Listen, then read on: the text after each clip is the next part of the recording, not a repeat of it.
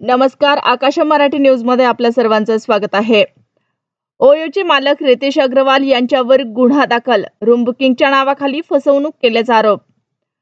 कवठे महांकाळ तालुक्यात कुचीजवळ भीषण अपघात, एका महिलेचा मृत्यू, 11 जण जखमी। बॉम्बने त्याची गाडी उडवून देऊ, सलमान खानला पुन्हा जीवे मारण्याची धमकी। 401 जणांनी 10 तास केली मोजणी, बांगलादेशातील या मशिदीला भरभरून दान। पीएनबी घोटाळा, फरार मेहुल चोक्सीला बेल्जियममध्ये अटक, भारताच्या विनंतीवरून कारवाई। कल्याण येथे अल्पवयीन मुलीची बलात्कार करून हत्या करणाऱ्या विशाल गवळीची कारागृहात आत्महत्या। चिमुकलीवर अत्याचाराचा प्रयत्न केला आणि जीव घेतला, पोलिसांकडून आरोपीचा एन्काउंटर। दरवाजे उघड, टीव्ही सुरू, अंगावर दागिने तसेच 61 वर्षीय निवृत्त महिला अधिकाऱ्याला भर दुपारी संपवलं। उकडतंय म्हणून घराबाहेर झोपले, सख्या भावंडांवर मृत्यूचा एकत्र घाला, नाशिकमध्ये दोघांचा करुण अंत।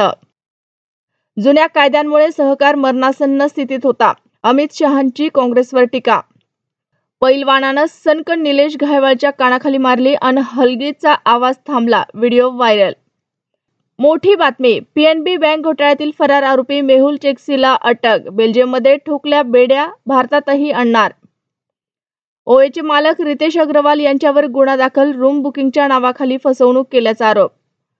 भारतीय औषध कंपनीवर रशियानं केला मुद्दाम हल्ला, नव्या हल्ल्यात 32 जण ठार। डॉक्टर आंबेडकरांवर दिल्लीत अंत्यसंस्कारास काँग्रेसने विरोध केला होता, योगी आदित्यनाथ यांचा घणाघाती आरोप।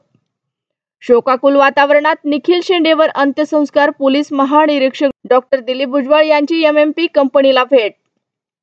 अशाच नवनवीन बातम्या पाहण्यासाठी आमच्या आकाश मराठी या न्यूज चॅनलला सबस्क्राईब करा। बातमी आवडल्यास बातमीला लाईक आणि शेअर करा।